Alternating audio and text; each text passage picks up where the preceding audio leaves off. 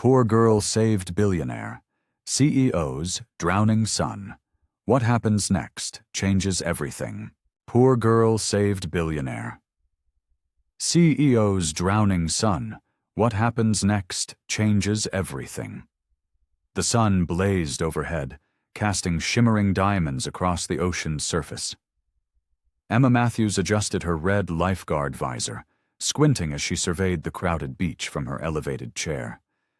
The wooden seat creaked beneath her as she shifted her weight, her skin already sticky with sunscreen and salt air. Children's laughter mingled with the cry of seagulls and the rhythmic crash of waves. Emma smiled, watching a little girl chase her brother through the shallow water, their parents lounging nearby under a striped umbrella. After 3 summers as a lifeguard, she'd grown to love these ordinary moments. Families making memories, teenagers showing off near the volleyball nets, elderly couples strolling along the waterline. She took a long drink from her water bottle, the warm liquid doing little to combat the heat. Sweat trickled down her back, dampening her red swimsuit. The beach was particularly packed today, with the temperature soaring into the high 90s. Every patch of sand seemed occupied by colorful towels, umbrellas, and coolers. "Hey, Emma," called Jerry, her colleague manning the next station down. He waved, pointing to his watch. "Want to switch spots after lunch?" Emma nodded, grateful for the offer. Her current position faced directly into the sun, while Jerry's spot had some shade from nearby palm trees. It was these small kindnesses that made the job bearable on scorching days like this. She returned to scanning the water methodically, just as she'd been trained. Left to right, near to far, watching for any signs of distress. Most incidents happened closer to shore, where overconfident swimmers underestimated the power of the waves or the sudden drop-offs. A group of teenage boys caught her attention as they roughhoused in chest-deep water. She kept an eye on them, ready to whistle if their horseplay got too aggressive, but they seemed to be staying within reasonable limits, their splashing and shouting just typical summer fun. Emma dabbed at her forehead with a small towel. Her father had always said being a lifeguard was about patience and attention to detail. 99% boredom, 1% sheer terror, he used to joke. She felt a familiar pang in her chest, missing him. He would have been proud to see her following in his footsteps, watching over others just as he had done throughout his life. The afternoon heat continued to build, creating a hazy shimmer over the beach. Emma could feel her focus starting to drift and forced herself to sit up straighter. This was always the most dangerous time, when the heat and monotony could lull you into a false sense of security. That's when she saw it. Something was off about one of the swimmers further out, past where the waves were breaking. At first glance, it looked like someone treading water, but there was something erratic about the movement. Emma leaned forward, her trained eye picking up the subtle signs of distress. The swimmer's arms were moving frantically, his head barely staying above the surface. There was no coordinated attempt to swim, just desperate thrashing. Emma's heart rate spiked as years of training kicked in. She grabbed her rescue tube and blew 3 sharp blasts on her whistle, alerting other guards to an emergency. Without hesitation, she leaped from her tower and sprinted toward the water. The hot sand burned her feet, but she barely noticed. Her entire focus was on the struggling figure who had now disappeared under the surface. Emma plunged into the waves, the rescue tube trailing behind her as she began her powerful crawl stroke. The water was cooler than expected, sending a shock through her system. But Emma pushed through, counting strokes and timing her breaths as she charged toward the last spot she'd seen the swimmer. The waves worked against her, trying to push her back to shore, but she fought through them with practiced efficiency. Her lungs burned as she approached the area. The swimmer had surfaced again, weakly flailing. It was a young man, panic evident in his wide eyes as he caught sight of her.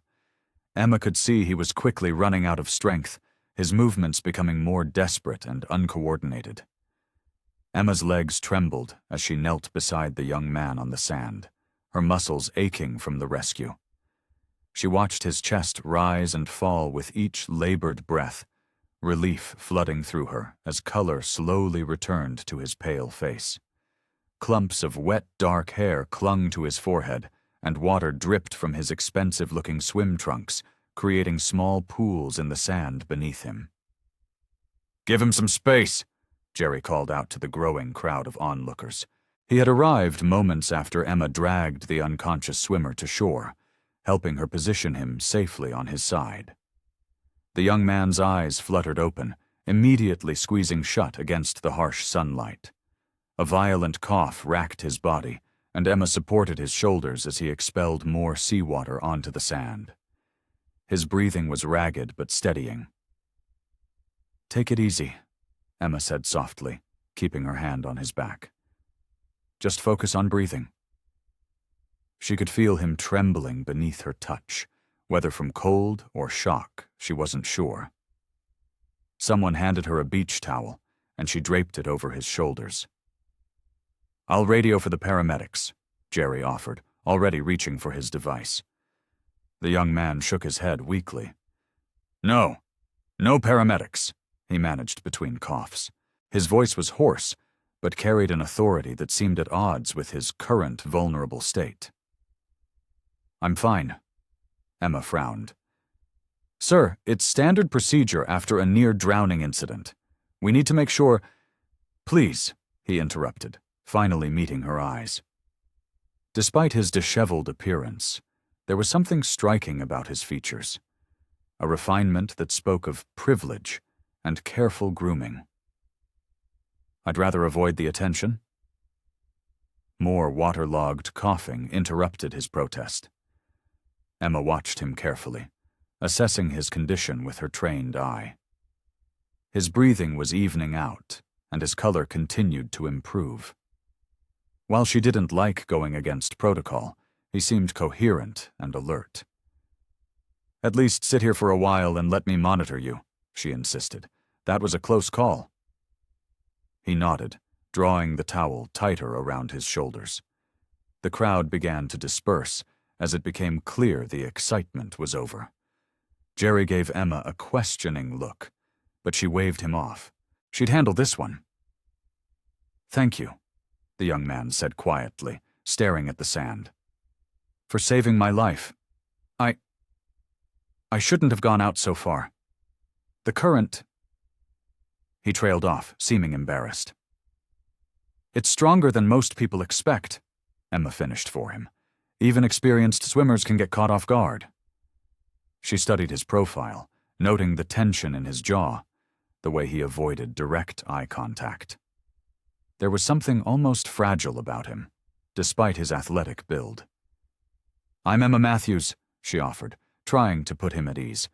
"I'm glad I was able to help." He glanced at her then, a ghost of a smile crossing his face. "Ryan Sterling," he replied. Then, with a slight hesitation that suggested he was used to people reacting to his name, he added, "My father is Alexander Sterling." Emma's eyes widened slightly. Everyone knew the Sterling name. The family practically owned half the city. Alexander Sterling was a business legend. His face regularly splashed across financial magazines and local news. And now his son was sitting here on her beach, shivering in a borrowed towel after nearly drowning. She forced herself to maintain her professional demeanor, even as her mind raced with this revelation. "Well, Mr. Sterling, I'd still strongly recommend getting checked out by a doctor when you leave here. Near drowning can have delayed complications." Ryan nodded absently, his attention drawn to a sleek black car that had appeared in the beach parking lot. A man in a dark suit was quickly making his way across the sand, phone pressed to his ear. "That would be my security," Ryan sighed. "They must have noticed I was in trouble." He turned to Emma, genuine gratitude in his eyes. "Thank you again, Emma Matthews. I won't forget what you did today.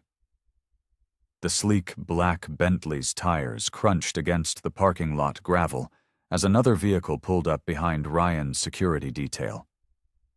Emma watched as a distinguished-looking man in an impeccably tailored suit emerged, his face lined with fury. Even from a distance, his commanding presence was unmistakable. Alexander Sterling, CEO of Sterling Enterprises.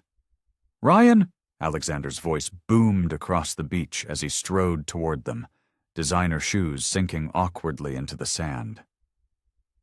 "What were you thinking, swimming out that far? Have you completely lost your mind?" Ryan tensed beside Emma, his shoulders hunching forward beneath the towel. The brief moment of openness she'd witnessed vanished, replaced by a carefully blank expression.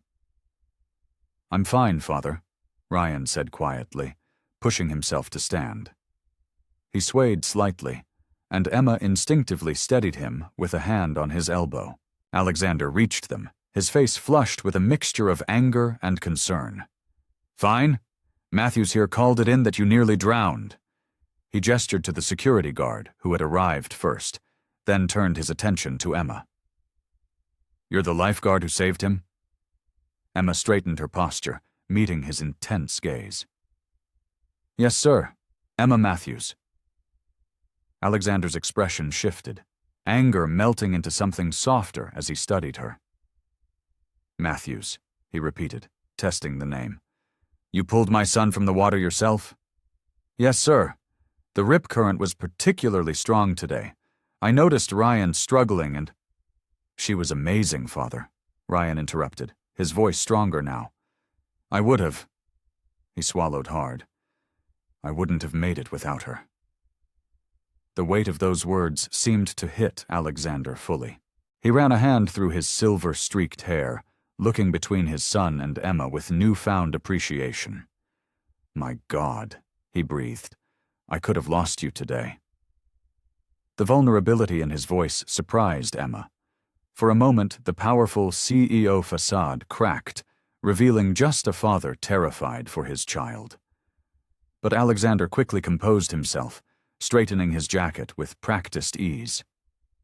"Miss Matthews," he said, his tone warm but authoritative. "I owe you a tremendous debt. You saved my son's life, the most precious thing in my world." He reached into his jacket and pulled out a leather wallet. "Oh, no, sir," Emma protested, holding up her hands. "I was just doing my job. I can't accept—" "Nonsense," Alexander cut in, but he did return the wallet to his pocket. "You're absolutely right. This requires more than mere money." He smiled, the expression transforming his severe features. "Please, allow me to properly thank you. Join us for dinner tonight at the Sterling estate." Emma blinked, caught off guard. "That's very kind, Mr. Sterling, but really—" "I insist," Alexander said firmly. "My chef prepares an excellent meal, and I'd like to show my gratitude appropriately." He glanced at Ryan, who was watching the exchange with an unreadable expression. "I'm sure Ryan would appreciate the chance to thank you properly as well, once he's had time to recover from this ordeal." Emma hesitated, looking between father and son. Ryan gave her a small nod, though she couldn't tell if it was encouragement or resignation. I would be honored," she finally said, acutely aware of her simple lifeguard uniform and salt-tangled hair. "Thank you." "Excellent." Alexander pulled out his phone, all business once more. "I'll have my assistant send a car for you at 7. Where shall we pick you up?" As Emma gave him her address, suddenly self-conscious of her modest neighborhood, she noticed Ryan watching her with an intensity that made her pause. There was something in his eyes, a mix of gratitude and what might have been warning, but before she could decipher it, he looked away. Alexander finished typing in his phone and smiled broadly. "It's settled then. We'll see you tonight, Miss Matthews. And again, thank you for what you did today. Not everyone would have shown such courage." Scene 1. The Sterling Estate. Emma stood before the wrought iron gates of the Sterling Estate, clutching her small purse like a lifeline. The driver who'd picked her up in a sleek black Mercedes remained silent as the gates swung open with mechanical precision. Her borrowed dress, a simple navy blue number from her friend's closet, suddenly felt inadequate against the backdrop of such opulence. The circular driveway curved past perfectly manicured gardens, leading to a mansion that looked like it belonged in a magazine. 3 stories of gleaming windows and elegant stonework towered before her, warm lights glowing from within. A fountain featuring marble horses dominated the center of the driveway, water streaming from their manes in graceful arcs. As the car came to a stop, Emma's heart thundered in her chest. The driver opened her door, and she emerged on trembling legs, trying to appear more confident than she felt. Her sensible heels clicked against the heated stone pathway. Who heated their driveway? The Sterlings, apparently. The massive double doors opened before she reached them, revealing Alexander Sterling in an expertly tailored suit that probably cost more than her yearly salary. His smile was warm and welcoming, a contrast to his earlier intensity at the beach. "Miss Matthews," he greeted, extending his hand. "You look lovely. Please, come in." Emma stepped into an entrance hall that took her breath away. A crystal chandelier cast rainbow reflections across marble floors, and a sweeping staircase curved upward like something from a fairy tale. Original artwork adorned the walls. She recognized a Monet, though she tried not to stare. "Thank you for having me, Mr. Sterling," she managed, her voice steadier than she expected. "Your home is beautiful." "Alexander, please," he insisted, guiding her through the hall. "And it's the least we could do after your heroics today. I trust the car service found you without trouble?" "Yes, thank you." Emma followed him past what appeared to be a formal living room, glimpsing leather furniture and floor-to-ceiling windows that overlooked the ocean. "Excellent. Ryan should be joining us shortly. In the meantime, would you care for a drink? Perhaps some wine?" They entered a dining room that could have seated 20 people comfortably. The table was set for 3, fine china and crystal gleaming under another impressive chandelier. A uniformed server appeared silently at Alexander's gesture. "Oh, water is fine," Emma said quickly, not wanting to risk spilling red wine on her borrowed dress. Alexander chuckled. "Nonsense. James, bring us the 82 Bordeaux." He turned to Emma as the server disappeared. "It's a remarkable vintage. I think you'll appreciate it." Before Emma could protest, Ryan entered the room. He'd changed into dark slacks and a light blue button-down that made his eyes seem even more striking than she remembered. But those eyes wouldn't meet hers, fixed somewhere over her left shoulder as he mumbled a greeting.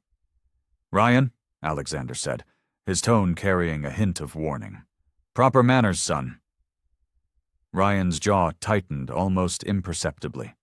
He finally looked at Emma, offering a smile that didn't quite reach his eyes. "Thank you for coming, Miss Matthews." "Emma, please," she said softly, noting how different he seemed from the vulnerable young man she'd pulled from the ocean. Here, surrounded by wealth and his father's presence, Ryan appeared almost like a stranger.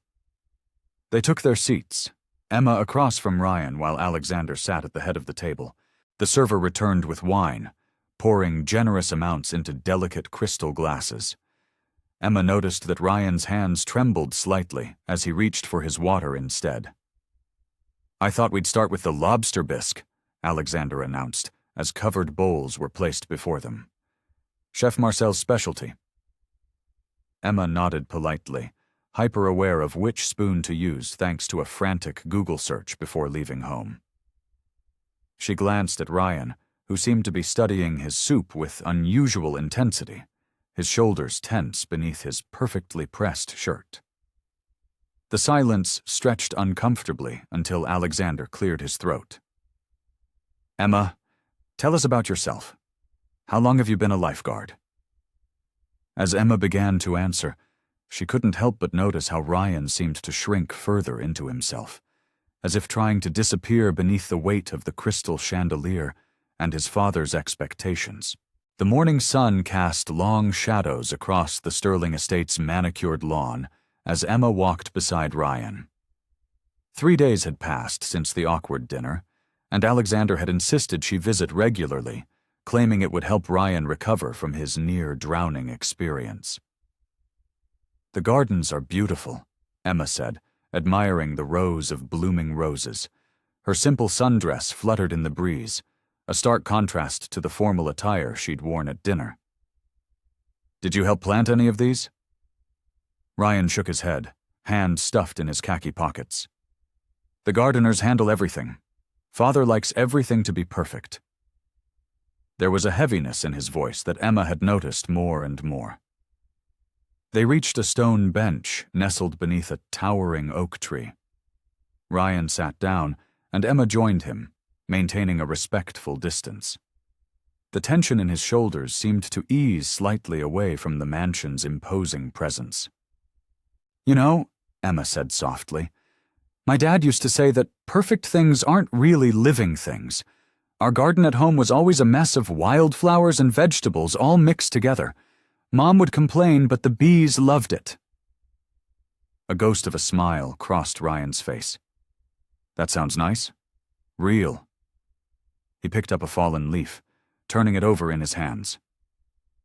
"Everything here is so controlled. Even the leaves get cleaned up before they can touch the ground." Emma watched him fidget with the leaf. It must be challenging, growing up with such high expectations. Ryan's fingers stilled. "You have no idea." He paused, then added, "Or maybe you do. You seem to understand things others don't." "I'm a good listener," Emma offered. "Sometimes that's all someone needs." They sat in comfortable silence for a moment. A gentle breeze rustled the oak's leaves above them, creating dancing shadows on the grass. "Did you always want to be a lifeguard?" Ryan asked suddenly. Emma smiled. "Actually, I wanted to be a marine biologist when I was little. But college was expensive, and after Dad passed away..." She trailed off, then straightened her shoulders. "Being a lifeguard lets me help people and stay near the ocean. It feels right." "At least you got to choose," Ryan said quietly. His words carried years of buried frustration. "Father had my whole life planned before I was born. Sterling Industries CEO, married to someone from the right family, living in the right neighborhood, the perfect heir to the perfect empire." Emma noticed his hands trembling slightly. "And what do you want?" Ryan swallowed hard. "I don't even know anymore. Some days I can barely get out of bed. Everything feels heavy, like I'm drowning, but not in water this time." The weight of his confession hung in the air. Emma remained silent, giving him space to continue. "The doctors call it depression," he said, his voice barely above a whisper. "I've been on medication for years, but Father doesn't know. He'd see it as weakness. Everything has to be perfect in his world, including his son." Emma's heart ached at the pain in his voice. "Depression isn't weakness, Ryan. It's an illness, like any other. And you're incredibly strong for dealing with it while carrying all these expectations." Ryan looked at her then, really looked at her, for the first time since their initial meeting. His blue eyes were bright with unshed tears. "You're the first person I've told. Everyone else. They see the Sterling name, the money, the privilege. They don't understand how it feels to be suffocating in success." "I see you, Ryan," Emma said gently. "Not the name or the money. Just you." He drew a shaky breath. "That day at the beach, I wasn't being careless. I just felt so overwhelmed. The waves looked peaceful, and for a moment I thought..." He couldn't finish the sentence, but Emma understood. She resisted the urge to reach for his hand, knowing he needed space to process this moment of vulnerability. Instead, she said, "I'm glad I was there." not just to save you from the water, but to be here now, listening. So am I, Ryan whispered, his gaze returning to the leaf in his hands. So am I. Emma sat on her worn couch in her small apartment, watching the sunrise paint her walls golden. Ryan's words from yesterday echoed in her mind. The waves looked peaceful, and for a moment I thought... She shivered, wrapping her arms around herself despite the warm morning air. The weight of his confession pressed heavily on her heart. Behind the Sterling mansion's perfect facade and manicured gardens lay so much pain. She thought of Ryan's trembling hands, his quiet voice as he spoke about his depression. How many people in his life had actually seen him, really seen him, beyond the privileged exterior? Her gaze fell on the framed photo of her father on the coffee table. He smiled back at her, wearing his favorite flannel shirt, standing proud in their messy garden. "What would you do, Dad?" she whispered. Her father had always known how to help people, how to make them feel heard and valued. Emma got up and walked to her tiny kitchen, making coffee in her old drip machine. The familiar routine helped ground her thoughts. The Sterling world was so different from everything she knew. Their dinner had felt like stepping into another universe. Crystal glasses that probably cost more than her monthly rent, servants hovering silently in corners, and conversation laden with references to people and places she'd never know. But Ryan felt real. Beneath his expensive clothes and perfect manners was someone drowning in expectations, crying out for help in his own quiet way. Her phone buzzed with a text from the pool manager about her shift schedule. Normal life went on, even as her world felt increasingly complicated. She needed coffee. Real coffee, not her cheap home brew. And time to think. 20 minutes later, Emma pushed open the door to the Daily Grind, her favorite local coffee shop. The bell jingled cheerfully, and the rich aroma of freshly ground beans enveloped her. This was her world: worn wooden floors, mismatched furniture, and regulars who knew each other by name. "Emma Matthews, where have you been hiding?" She turned to see Marcus Chen, her old high school classmate, grinning from behind the counter. His family had owned the Daily Grind for generations, and he'd worked here since they were teenagers. "Marcus, just busy with work," she said, approaching the counter. "The usual, please." "1 caramel latte with an extra shot, coming right up." He started preparing her drink, studying her face. "You look different. Something's going on." Emma sighed, settling onto a bar stool at the counter. Marcus had always been perceptive. "Is it that obvious?" "Please, I've known you since 9th grade. Spill." She watched him work the espresso machine, wondering how to explain. "Remember that drowning incident at the beach last week? The one that made the local news?" Marcus nodded, steaming milk with practiced ease. "The Sterling kid, right? Must have been scary." "I've been spending time with him. His father invited me to dinner as a thank you and—" She trailed off, accepting the steaming mug Marcus handed her. His eyebrows shot up. "The Sterlings? Emma, that's a whole different world. Those people—" He glanced around and lowered his voice. "My cousin works as a housekeeper for one of those wealthy families. The drama, the politics, it's intense. Everything comes with strings attached." "Ryan's different," Emma protested, wrapping her hands around the warm mug. "He's struggling with some really serious issues." Marcus leaned on the counter, his expression concerned. "That's exactly what I mean. Rich people's problems are complicated. They've got resources we can't imagine, but they're tangled up in expectations and appearances. Getting involved—" He shook his head. "Just be careful, okay? I've seen how these stories usually end, and it's rarely good for people like us." Emma stared into her coffee, watching the caramel swirl into the foam. I can't just walk away. He needs someone who sees him as a person, not a portfolio. That's your dad talking, Marcus said gently. You've always wanted to help everyone, just like he did. But Emma, you can't save everyone, especially not someone from a family like the Sterlings. Their world will chew you up and spit you out without a second thought. Emma's heels clicked against the marble floors of the Sterling estate, each step echoing in the vast hallway. Alexander's assistant had called that morning, requesting her presence for an important matter. Now, following a silent maid through the mansion's winding corridors, Emma couldn't shake her nervousness. The maid stopped at a heavy wooden door, knocked twice, and stepped aside. Mr. Sterling is expecting you, Miss Matthews. Alexander's study was everything Emma imagined a billionaire's sanctuary would be. Dark wood paneling covered the walls, and leather-bound books lined floor-to-ceiling shelves. Sunlight streamed through tall windows, illuminating a massive desk where Alexander sat reviewing documents.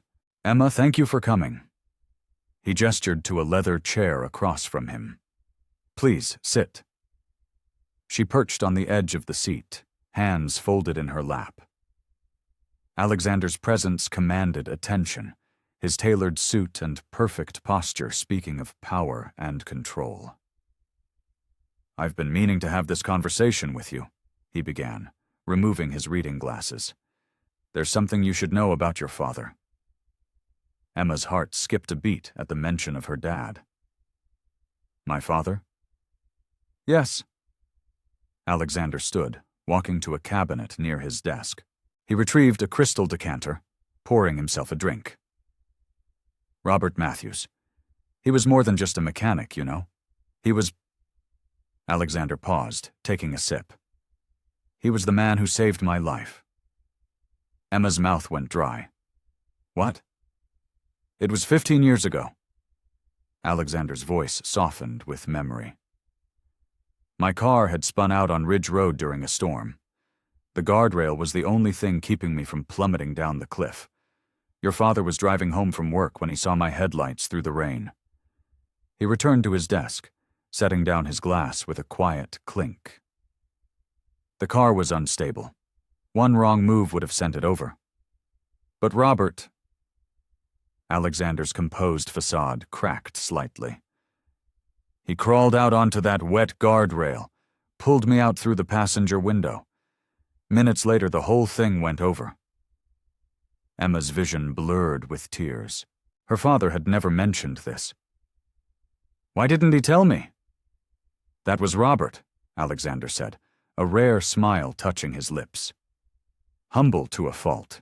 He refused any reward, said helping others was just what decent people do. He opened a drawer, removing a thick folder. I made him a promise that day. I told him I'd look after his family if anything ever happened to him. The weight of Alexander's words hung in the air. Emma's fingers clutched the armrests of her chair. When I heard about his passing last year, I was devastated. But I never forgot my promise. Alexander slid the folder across his desk. This contains documents for a trust fund I've established in your name, along with ownership of a small property in the city and shares in Sterling Industries. Emma stared at the folder, unable to move. Her mind struggled to process what she was hearing. The total value is approximately $5 million, Alexander continued, matter-of-factly. It's a modest sum by some standards, but I believe it will provide you with security and opportunities your father would have wanted for you. 5 million? Emma's voice came out as a whisper. Your father saved more than my life that night, Emma. He saved everything I've built, everything I've worked for. He gave Ryan a father. Alexander's expression grew serious. This inheritance isn't charity. It's a debt long overdue. Emma's hands shook as she reached for the folder. Inside, pages of legal documents detailed a life-changing fortune. Her vision swam, memories of her father mixing with the impossible reality before her. I don't know what to say, she managed. Say you'll accept it, Alexander replied, Honor your father's memory by using it well. Emma sat there, overwhelmed by the weight of both the past and future shifting around her. In her hands, she held more money than she'd ever imagined possessing. Yet all she could think about was her father, out there in the rain, doing what he believed was right without expecting anything in return. Emma's key scraped in the lock of her apartment door. The sound echoed through the empty hallway, a familiar comfort that now felt somehow different. Inside, she dropped her purse on the worn kitchen counter and slumped onto her second-hand couch, the folder from Alexander clutched to her chest. The apartment suddenly felt smaller than ever. The water stain on the ceiling, the mismatched furniture, the thrift store curtains, all the things she'd grown used to over the years now seemed to whisper of a life she might leave behind. She opened the folder again, spreading the documents across her coffee table. $5 million. The numbers blurred before her eyes. That kind of money could change everything. No more double shifts at the beach. No more counting pennies until payday. No more lying awake at night wondering how to afford her mom's medical bills. "What would you do, Dad?" she whispered to the empty room. Her eyes drifted to the photo on her bookshelf, her father in his work uniform, smiling broadly with grease-stained hands. He'd never mentioned saving Alexander Sterling, never breathed a word about that rainy night or the promise made. He'd just gone about his life, fixing cars and helping neighbors, content with what he had. The buzz of her phone startled her. Ryan's name flashed on the screen. "Hello?" Her voice cracked slightly. "Emma?" Ryan's voice was soft, hesitant. I heard my father spoke with you today." She sat up straighter. "Yes, he did.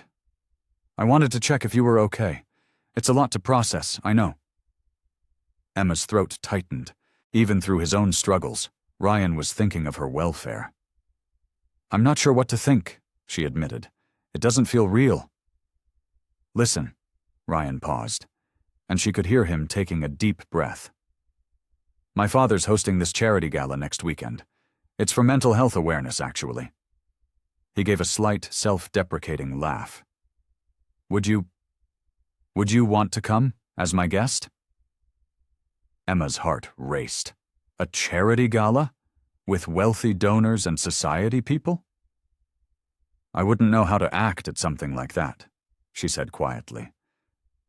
"Just be yourself," Ryan replied. "That's more than enough. Plus," his voice lightened slightly, "I could really use a friendly face there. These events can be overwhelming." Emma glanced around her apartment again. The folder of documents seemed to stare back at her.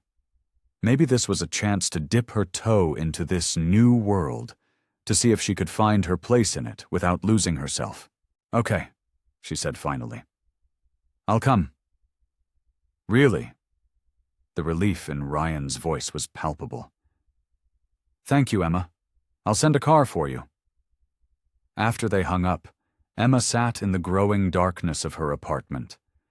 The weight of Alexander's offer pressed on her chest, while Ryan's invitation tugged at her curiosity. She thought about her father, about the choice he'd made that rainy night. He hadn't hesitated to help someone in need, regardless of their wealth or status. Maybe that was the answer. Maybe accepting this inheritance wasn't about becoming someone different, but about having the means to help others the way her father always had. And maybe attending this gala with Ryan was the first step in figuring out how to do that. She got up and walked to her bedroom, opening her closet door. Among the practical work clothes and casual wear, she found the one cocktail dress she owned, bought on clearance for her cousin's wedding 2 years ago. She held it up, studying it in the dim light. It would have to do. Because tomorrow, she would start learning how to bridge these two worlds, the humble one she came from and the glamorous one she was being pulled into. She just hoped she was strong enough to keep her balance while doing it. The charity gala. Emma tugged at the hem of her dress as she stood at the entrance of the Sterling Foundation's grand ballroom. Crystal chandeliers cast a warm glow over the sea of designer gowns and perfectly tailored tuxedos. Her own dress, though pretty, felt woefully inadequate among the parade of luxury brands. A waiter glided past with a tray of champagne flutes. Emma grabbed one, grateful for something to do with her hands. The bubbles tickled her nose as she took a small sip, trying to appear more confident than she felt. "Mrs. Blackwood simply must hear about your new summer house in the Hamptons," a woman in a red sequined gown practically shouted across the room. "The renovations are coming along splendidly," replied another guest. "Though finding good help these days is such a challenge." Emma shifted uncomfortably, painfully aware that she was exactly the kind of help they were dismissing. She'd spent the last 3 summers cleaning pools and watching over swimmers, not lounging in a beach house. Across the room, she spotted Ryan in a perfectly fitted black tuxedo. He was surrounded by a group of older men, nodding politely as they gestured animatedly. Even from this distance, she could see the tension in his shoulders, the way his smile didn't quite reach his eyes. "Emma Matthews?" A sharp voice cut through her thoughts. "I'm Victoria Sterling, Alexander's sister." Emma turned to face a tall woman with perfectly coiffed silver hair and piercing blue eyes. "It's nice to meet you," she managed, extending her hand. Victoria's handshake was brief and cool. "So, you're the lifeguard who saved my nephew." Her tone made it sound more like an accusation than a compliment. "And now I hear Alexander has taken quite an interest in your situation." Emma's cheeks burned. "Mr. Sterling has been very kind," she said carefully. "Yes, well," Victoria's lips curved into something that wasn't quite a smile. "Our family has always been generous, though sometimes that generosity can be misplaced."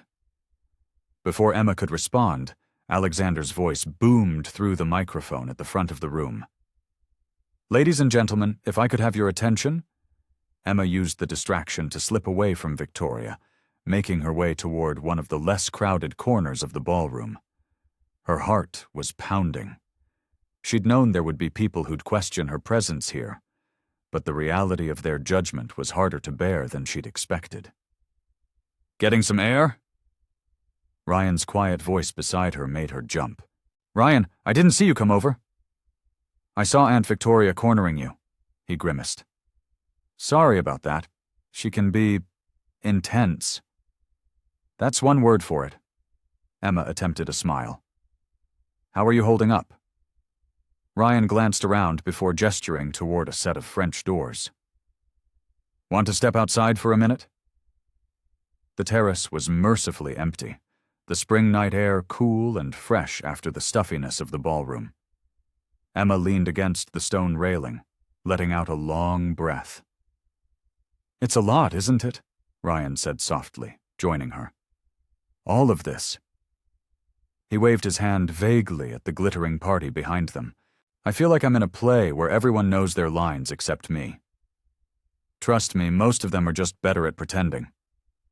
Ryan loosened his bow tie slightly. "You know what they were talking to me about in there? Merger strategies, acquisition targets, the future of Sterling Enterprises." His voice took on a bitter edge. "My father's already planned out the next 20 years of my life, down to which board meetings I'll attend and which country club I'll join." Emma turned to look at him properly. In the soft outdoor lighting, she could see the weariness etched across his face. "What do you want?" she asked quietly. Ryan's laugh was hollow. "Nobody's asked me that in years." He ran a hand through his carefully styled hair. "Sometimes I feel like one of those wooden puppets, you know? Dancing on strings, making the right moves, saying the right things. And my father's up there, pulling all the strings, making sure his heir performs exactly as expected." Emma reached out, hesitating for a moment before placing her hand on his arm. "You're not a puppet, Ryan. You're allowed to have your own dreams. Emma watched Ryan pace back and forth in his private study, his fingers drumming anxiously against his thigh. The mahogany shelves around them were filled with business books he'd never wanted to read, their spines still pristine and uncreaked. "Dad's called another board meeting," he said, running his hand through his disheveled hair. "He wants me to present the quarterly projections." "When is it?" Emma asked from her spot on the leather armchair. "Tomorrow morning." Ryan's laugh was bitter. Because apparently, 24 hours is plenty of time to become an expert in corporate finance. Emma set down her tea and stood up. "Hey, breathe. You're going to be okay." She approached him slowly, like she might a startled animal. "Want to practice the presentation with me?" Ryan's shoulders slumped. "What's the point? No matter what I do, it won't be good enough for him." "Try anyway," Emma encouraged. "I'll be your audience." For the next hour, Ryan walked Emma through charts and figures that made her head spin. She didn't understand half of what he was saying, but she could see him growing more confident with each run-through. "See? You know this stuff better than you think," she said, squeezing his hand. The door opened suddenly, and Alexander strode in, his presence filling the room instantly. "Ryan, why aren't you in the office? Johnson needs those projection numbers verified before—" He stopped short when he saw Emma. "Miss Matthews, I wasn't aware you were here." "Emma's been helping me prepare for tomorrow's presentation," Ryan explained, his voice already tighter. Alexander's eyes narrowed. "Helping you? And what exactly does a lifeguard know about corporate projections?" Emma felt her cheeks flush, but Ryan stepped forward. "She's being supportive, Dad. Something you might try sometime." "Supportive?" Alexander's voice rose. "You don't need support, Ryan. You need to grow up and take responsibility. This isn't some summer job you can slack off at. This is your future, our family's legacy." "Maybe I don't want that legacy," Ryan shouted back. "Did you ever think of that? Maybe I'm sick of being told who to be and what to want." "After everything I've built for you?" Alexander's face reddened. "This company is your birthright. I've spent 30 years creating something that will set you up for life, and this is how you repay me?" Emma stepped between them. "Mr. Sterling, please. Ryan's trying his best." "With all due respect, Miss Matthews," Alexander cut in coldly, "this is a family matter. Your presence here is unnecessary." "Don't talk to her like that," Ryan snapped. "Emma's the only person who actually listens to me instead of just ordering me around." "Is that what you think I do? Order you around?" Alexander's laugh was harsh. "I'm trying to prepare you for the real world, son, but you're too busy wallowing in self-pity to see it." "Wallowing?" Ryan's voice cracked. "You have no idea what I'm going through. You've never even asked." Emma touched Ryan's arm gently. "Maybe we should all take a moment to calm down." "I've given you everything," Alexander thundered, ignoring Emma completely. "The best schools, the best opportunities, a guaranteed future. And you throw it back in my face because what? It's too hard. Life is hard. Ryan, it's time you learned that." "The only thing you've given me is anxiety and impossible expectations," Ryan shot back.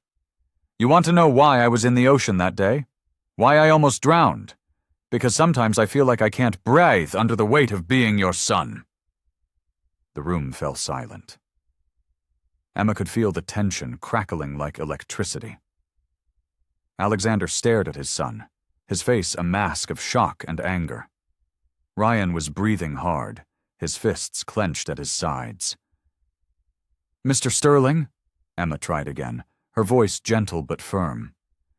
"I think what Ryan's trying to say—" "I know exactly what he's trying to say," Alexander interrupted, "and I see now that letting you into our lives was a mistake. You're encouraging this weakness in him." The silence that followed Alexander's outburst was deafening. Emma stood rooted to the spot, her heart pounding as she watched Ryan's face crumple with hurt before he stormed out of the study. The heavy oak door slammed behind him, making the crystal decanter on Alexander's desk rattle. Alexander straightened his tie, composure returning like a mask sliding into place. "I apologize you had to witness that, Miss Matthews." Emma's fingers twisted together. "With all due respect, sir, Ryan is trying his best." "His best isn't good enough." Alexander moved behind his desk, a power play she was beginning to recognize. "The Sterling name carries weight, responsibilities. Ryan needs to understand that." "But at what cost?" The words slipped out before she could stop them, Alexander's steel-gray eyes fixed on her. "You've grown quite protective of my son." "I care about his well-being," Emma said carefully, "and I can see how much pressure he's under." "Pressure builds diamonds, Miss Matthews." Alexander's lips curved into what might have been a smile, but it didn't reach his eyes. "Speaking of which, I've been meaning to discuss something with you." He gestured for her to take a seat in one of the leather chairs facing his desk. Emma sat, feeling small under his scrutiny. The study seemed to close in around her, dark wood panels, leather-bound books, and the weight of generations of sterling success pressing down. "Your father saved my life," Alexander continued, "and now you've saved my son's. The Sterling family owes you a great debt." Emma shifted uncomfortably. "I was just doing my job." "Nevertheless." Alexander leaned forward, his presence commanding attention. "I've been watching you, Miss Matthews. You have potential, a natural ability to connect with people, to understand their needs." The praise felt like honey laced with something bitter. Emma remained silent, waiting. "The Sterling Foundation runs several charitable initiatives," he explained. "We're looking to expand our youth mental health programs. Given your background and your connection with Ryan, I believe you'd be an excellent addition to the board." Emma's breath caught. A board position would mean influence, resources to help others, a chance to make real change. But something in Alexander's tone made her wary. "That's very generous," she said carefully. "Think of it as an investment in both our futures." Alexander's smile was calculated. "You clearly have Ryan's ear. Your influence could be beneficial to his development." And there it was. The strings attached to this golden opportunity became visible. Emma felt her stomach twist as she realized Alexander wasn't offering her a chance to help others. He was trying to use her to control his son.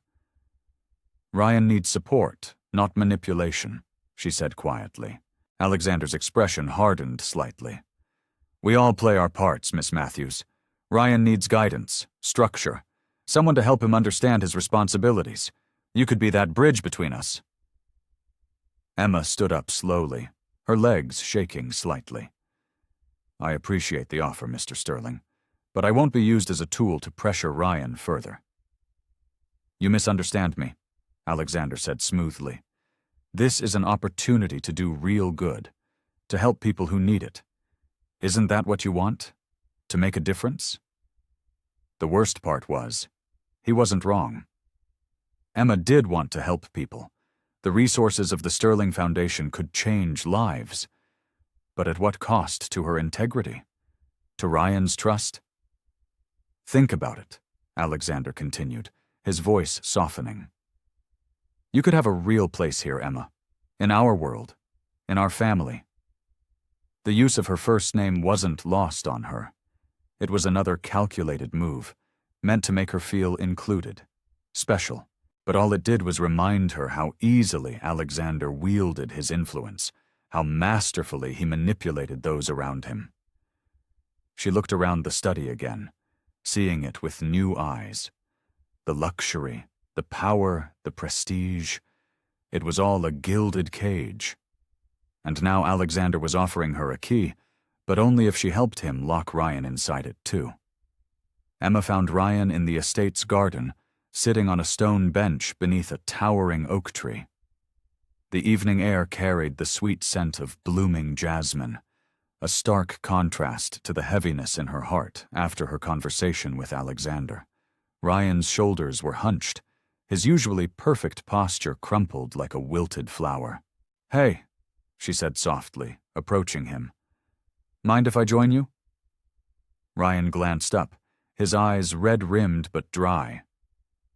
"You're still here? I thought you'd have run for the hills after that disaster with my father." Emma sat beside him, leaving a careful space between them. "It takes more than that to scare me away." Silence stretched between them, broken only by the gentle rustling of leaves overhead. The garden's manicured perfection seemed to mock the messy emotions churning beneath the surface. "I've been seeing a therapist," Ryan said suddenly, his voice barely above a whisper. "For 3 years now. Father doesn't know." Emma's heart clenched. That must be hard, keeping it secret. Everything's a secret in this world. Ryan laughed, but it was a hollow sound. The perfect son, the perfect heir, the perfect face for the Sterling Empire. Sometimes I feel like I'm drowning in expectations, just like I was drowning in that ocean. Emma remembered that day at the beach, how vulnerable Ryan had looked lying on the sand, coughing up seawater. He looked equally vulnerable now, but the waters threatening to pull him under were much darker.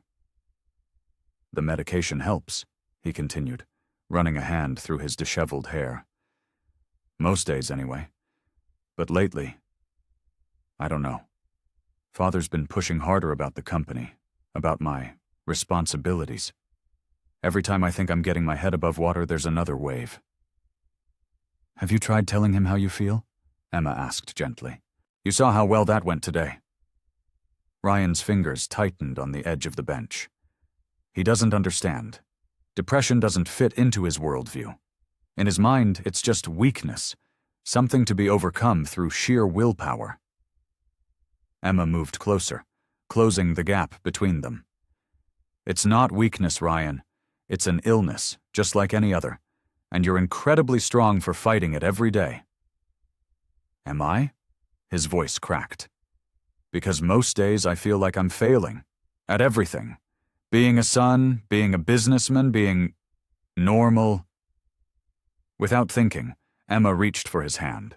His fingers were cold despite the warm evening air. "Normal is overrated, and you haven't failed. You're here, you're fighting, you're seeking help. That takes more courage than most people realize." Ryan stared at their joined hands, something vulnerable and yearning in his expression. "When I'm with you," he said slowly, "things feel clearer, like the fog lifts a little." Emma's heart skipped a beat. She was suddenly very aware of how close they were sitting, how his thumb had started tracing small circles on her palm.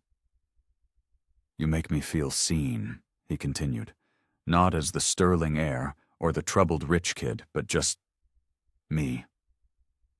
The intensity in his eyes made her breath catch. There was something growing between them, something that both thrilled and terrified her. She wanted to help him, protect him, but she also recognized the dangerous territory they were entering. "Ryan," she started, not sure what she was going to say. "I know," he interrupted softly. "I know this is complicated. Everything in my life is complicated. But when I'm with you, it feels simpler somehow." Emma felt the weight of his words, the trust he was placing in her. But she also remembered Alexander's manipulative offer, the web of expectations and obligations that surrounded the Sterling family. Could she truly help Ryan without getting tangled in it herself? And what about these feelings that were developing? Feelings that went far beyond simple friendship or concern? She gently squeezed his hand before letting go, already missing the warmth of his touch. The space between them felt charged with unspoken words and emotions neither of them was ready to face. The morning sun cast long shadows across the Sterling estate's garden as Emma walked beside Ryan. Their earlier conversation had left her restless, worried about his state of mind. Ryan moved slowly, his usual grace replaced by a heaviness that seemed to weigh down every step. "I didn't sleep much last night," he admitted, stopping to lean against an ornate stone fountain. Dark circles shadowed his eyes, making his face appear gaunt in the early light. "Do you want to talk about it?" Emma asked, keeping her voice gentle. Ryan stared at the rippling water. "It's getting worse. The thoughts, the pressure." He ran a trembling hand through his hair. "Father scheduled another board meeting. He wants me to present our 5-year expansion plan." Emma noticed how his shoulders tensed at the mention of the meeting. "When is it?" "Next week." His laugh was bitter. "I can barely get through a normal day, and he expects me to stand in front of 20 executives and pretend I have all the answers." A gardener passed nearby, and Ryan fell silent until the man was out of earshot.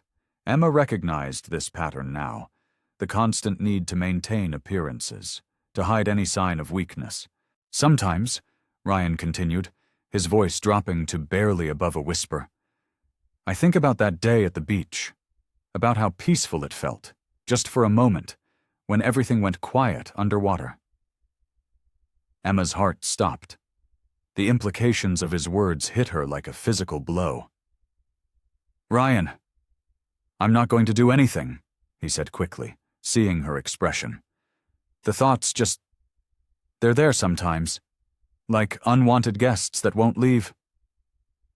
Emma moved closer, close enough to see the slight tremor in his hands. "Have you told your therapist about these thoughts?" "We've discussed them." Ryan's fingers traced patterns in the fountain's stone edge. "She adjusted my medication last month, but it takes time to work. And meanwhile, Father's expectations keep piling up. The company, the social obligations, the constant scrutiny." A cool breeze rustled through the garden, carrying the scent of roses. Emma watched as Ryan seemed to curl in on himself, making his tall frame appear smaller, more vulnerable. "Yesterday," he continued, "I couldn't get out of bed for 3 hours. Just lay there, staring at the ceiling, feeling like I was sinking into quicksand. The housekeeper probably thought I was being lazy, the spoiled rich kid sleeping in again." The self-loathing in his voice made Emma's chest ache. "Depression isn't laziness, Ryan. It's an illness." "Try telling that to Father. In his world, everything can be solved with enough determination and the right business strategy." Ryan's laugh was hollow. "Sometimes I think he sees me as just another underperforming asset that needs restructuring." Emma watched as Ryan's facade cracked further, revealing the depth of pain he usually kept hidden. His hands gripped the fountain's edge until his knuckles turned white, and his breathing became shallow. "I can't," he gasped. "I can't keep pretending. Every day it gets harder to put on the mask, to be who they want me to be. I'm drowning, Emma. I'm drowning, and nobody sees it." Without hesitation, Emma stepped forward and took his trembling hands in hers. "I see you, Ryan. I see you, and you're not alone in this." The raw vulnerability in his eyes nearly broke her heart. Here was the real Ryan Sterling, not the polished heir to a business empire, but a young man fighting battles that wealth couldn't solve. In that moment, Emma made her decision. The complications, Alexander's manipulations, the social divide between their worlds, none of it mattered. What mattered was the person in front of her, struggling to keep his head above water. "We'll figure this out together," she promised, squeezing his hands. "Whatever it takes." Ryan's grip tightened on hers, like she was a lifeline in stormy seas. The magnitude of his trust, his pain, and his need for support crystallized Emma's resolve. She would stand by him, help him find his way through this darkness, regardless of the personal cost. Emma's heels clicked against the marble floor as she followed the housekeeper to Alexander Sterling's private study. Her heart pounded, but she kept her chin high. The weight of Ryan's pain from yesterday still pressed heavily on her mind. The study was exactly what she expected. All dark wood and leather. Power wrapped in luxury. Alexander sat behind an enormous mahogany desk, his attention focused on a stack of documents. "Emma," he said without looking up, "please have a seat." She settled into one of the leather chairs facing his desk, forcing herself to breathe slowly. The room smelled of expensive cologne and old books. "Mr. Sterling," she began, then corrected herself. "Alexander, I need to speak with you about Ryan." That got his attention. He set down his pen and leaned back, studying her with those sharp eyes that had built an empire. "What about my son?" Emma clasped her hands in her lap to keep them from shaking. "I'm concerned about him. The pressure he's under, it's affecting his health." "Ryan has always been sensitive," Alexander dismissed, reaching for his coffee cup. "He'll adapt." "This isn't about being sensitive," Emma pressed. "He's struggling with serious depression. The expectations you're placing on him, the board meeting next week, the constant pressure to take over the company, it's too much." Alexander's expression hardened. "You've known my son for what, a few weeks? I've raised him. I know what he's capable of." "Do you?" The words came out sharper than she intended. "When was the last time you really talked to him? Not about business or the company, but about how he's feeling." "I don't appreciate your tone, Miss Matthews." Alexander's voice carried a warning edge. "Ryan is my son, and the Sterling legacy is his birthright. Everything I do is for his benefit." Emma leaned forward. "But at what cost? He's drowning under the weight of your expectations. Yesterday he could barely get out of bed. He needs support, understanding, not more pressure." "What he needs," Alexander cut in, "is to stop wallowing and step up to his responsibilities. The Sterling name comes with obligations. Depression?" He scoffed. "In my day, we didn't have time for such indulgences. We worked through our problems."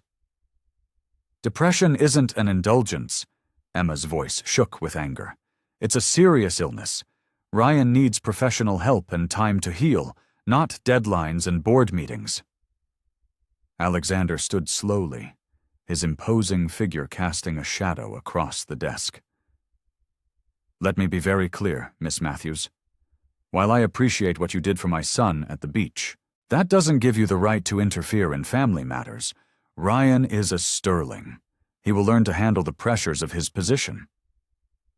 "Even if it destroys him?" Emma challenged. "You're young." Alexander's tone was dismissive. "You don't understand the responsibilities that come with our position. Ryan has been groomed since birth to take over this company. I won't let his temporary weakness derail everything I've built." Emma felt her hands trembling with frustration. "His temporary weakness could become permanent if you don't listen. He needs his father's understanding, not his CEO's judgment." "Enough." Alexander's palm slammed against the desk. "You're overstepping, Miss Matthews. Your concern for my son is admirable, but you would do well to remember your place. This conversation is over." Emma stood, her legs unsteady, but her voice firm. "You're right about one thing. I haven't known Ryan long, but I've seen enough to know that he's suffering. And if you continue pushing him this hard, you might lose him completely." Alexander's expression turned dangerous. "That sounds remarkably like a threat." "It's not a threat," Emma said quietly. "It's a warning from someone who cares about your son's well-being." "Consider this my warning to you." Alexander's voice was ice-cold. "Stay out of Sterling family matters. Your inheritance and position here are generous gifts. Don't make me regret them." Emma felt the weight of his words, the implicit threat behind them.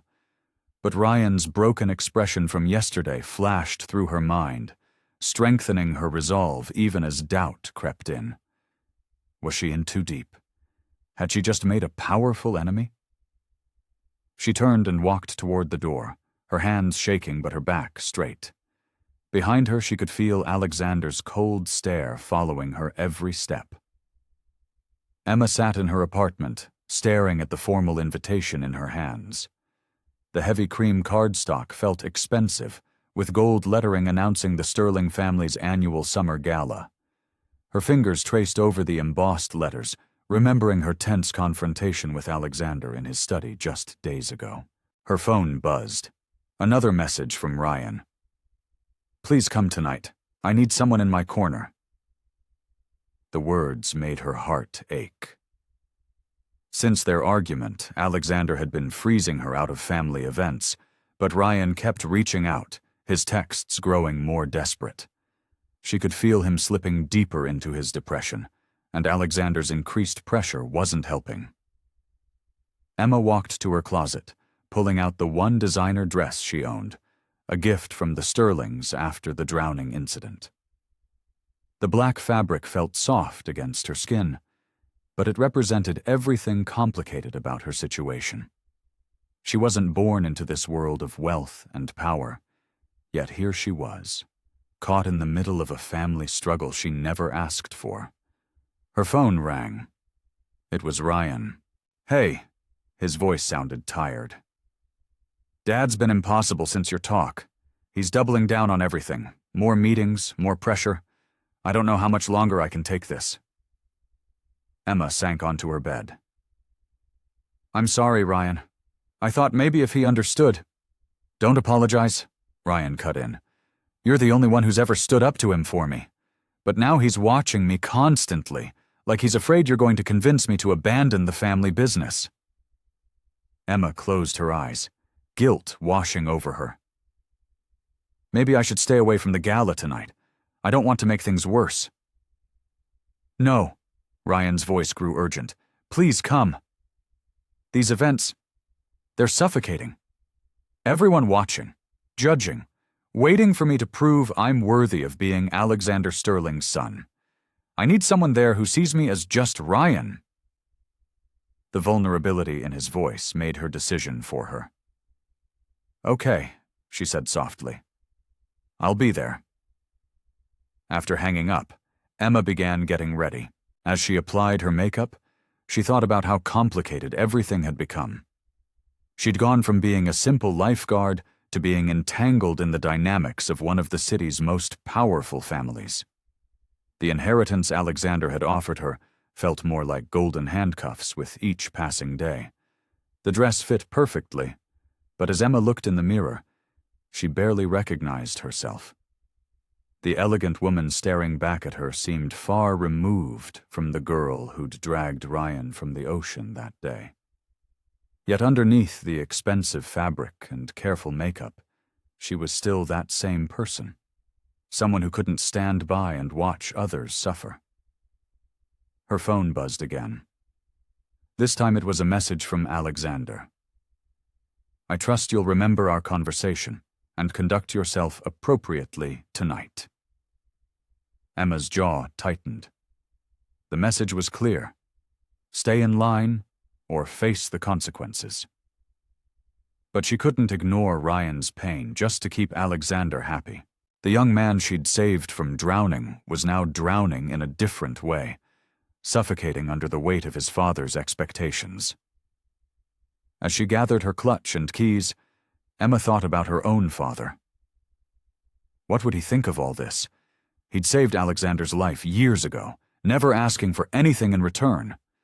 Now here she was, trying to save Alexander's son, but unlike her father's straightforward rescue, this situation was a maze of emotions and obligations. The Uber pulled up outside her building. As she settled into the back seat, Emma made a decision.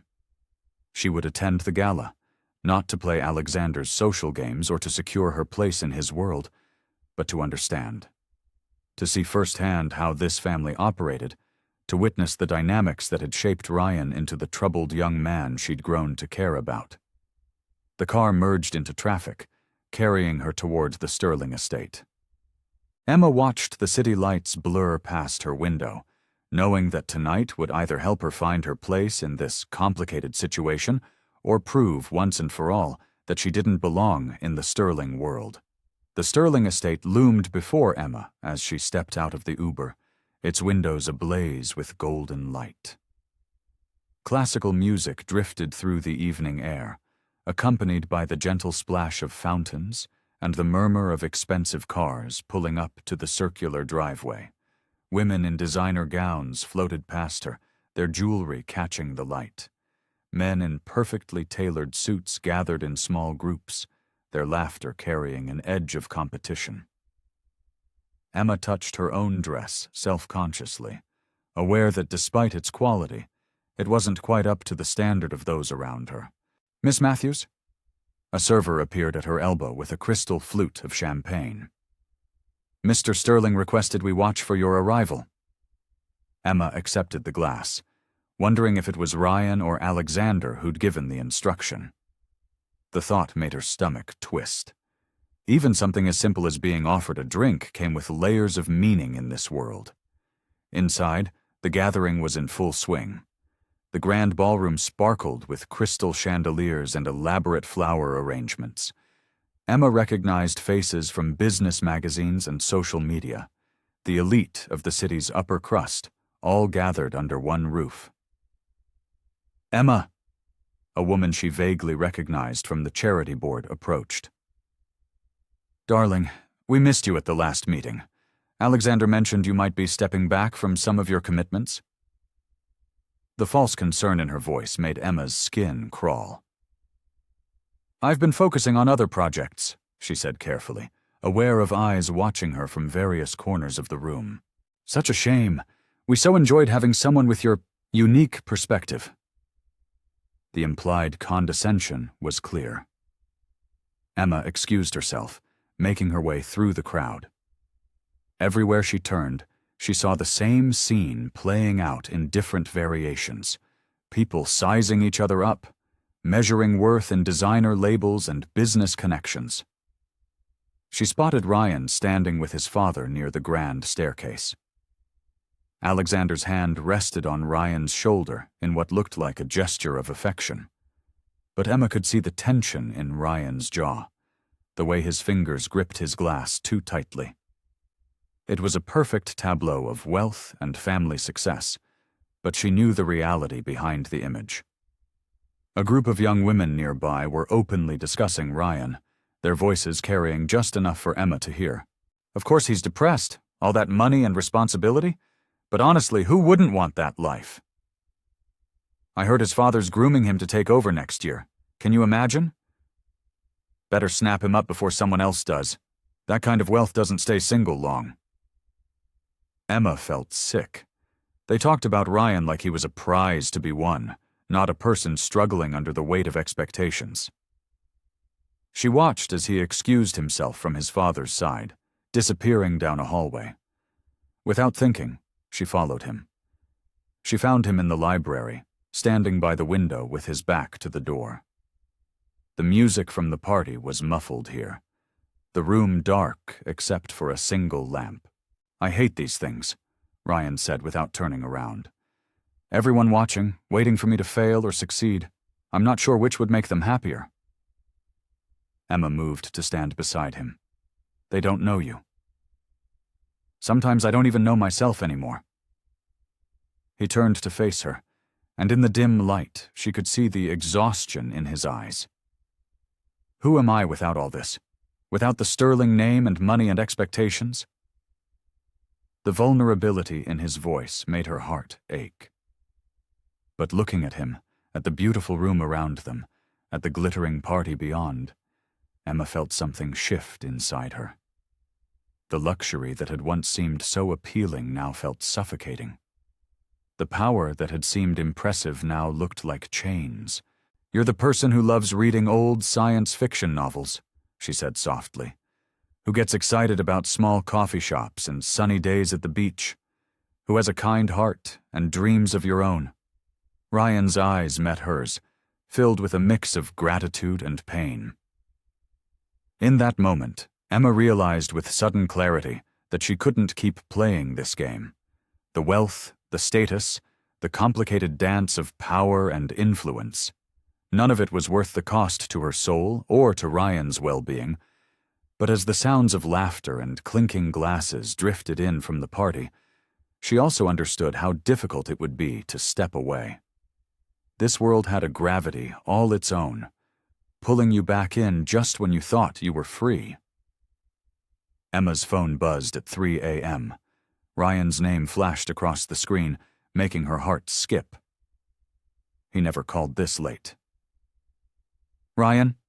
Her voice was thick with sleep. Silence stretched across the line, broken only by shaky breathing. "Ryan, talk to me. Where are you?" "I can't." His voice cracked. "I can't do this anymore, Emma." She was already pulling on shoes, grabbing her keys. "Stay on the phone. Tell me where you are." "The beach. Where you saved me." His words were barely a whisper. Emma drove through empty streets, her grip tight on the steering wheel.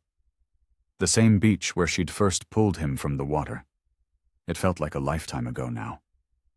She found him sitting in the sand, still in his suit from the day's business meetings. His tie hung loose around his neck, and his usually perfectly styled hair was disheveled. An empty bottle lay beside him. "Ryan." She approached slowly, like you would a wounded animal. He didn't look up. "Do you know what he said today, after the board meeting?"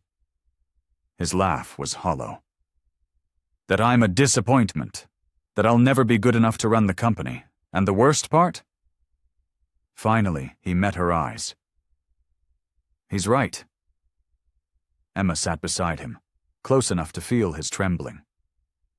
"That's not true." "Look at me, Emma. I'm a mess. I can't sleep, can't eat, can't make a single decision without second-guessing everything." His voice rose with each word. "The great Ryan Sterling, heir to billions, and I can barely get out of bed most mornings." The pain in his voice cut through her. She'd known he was struggling. But this was different. This was someone at their breaking point. "I keep thinking about that day," he continued, staring at the dark water. "When I was drowning, sometimes I wonder if it would have been better if—" "Stop!" Emma grabbed his hands, forcing him to look at her. "Don't you dare finish that thought." "Why not? The company would be better off. My father would finally be free of his disappointing son. And I—" He swallowed hard. "I would be free." Tears streamed down Emma's face now. "You listen to me, Ryan Sterling. Your life is worth so much more than your father's expectations, more than any company or fortune." "Is it?" His voice broke. "Because right now all I feel is empty, like I'm still drowning every single day and no one can see it. No one except you." Emma pulled him close, feeling his body shake with silent sobs. The expensive suit, the sterling name, the billions in his future. None of it mattered. Here was just a broken young man who needed someone to see him. Really see him. "I see you," she whispered fiercely. "I see your kindness, your heart, your struggle, and I'm not going anywhere." They sat there as the sky began to lighten, the first hints of dawn breaking over the water. Emma held him, her mind racing with determination. She knew what she had to do, even if it meant facing Alexander's wrath, even if it meant giving up the comfortable life she'd begun to build in their world. "We're going to get you help," she said finally. "Real help. Not just the family-approved therapists your father chooses. And if he doesn't like it—" She took a deep breath. "Then he'll have to deal with me." Ryan lifted his head, his eyes red but clearer now. "He'll cut you off. Everything he promised, the inheritance, the connections. I don't care."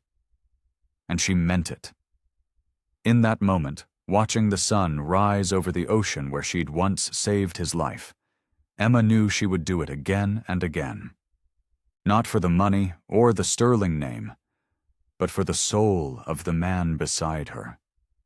Some things are worth more than gold, Ryan. You are worth more.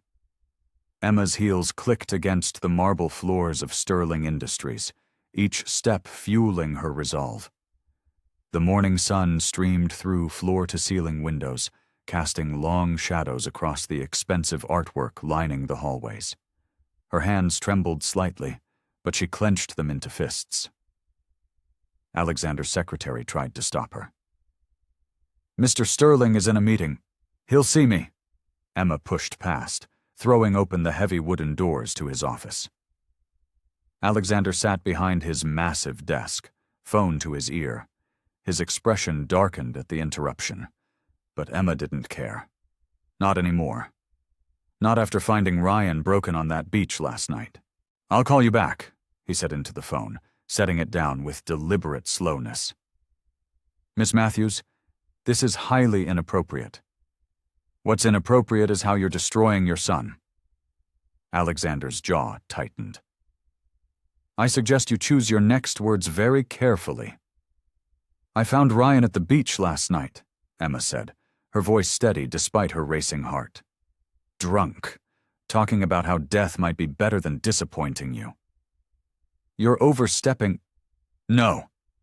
Emma slammed her hands on his desk, making his crystal paperweight rattle. "I've been silent too long.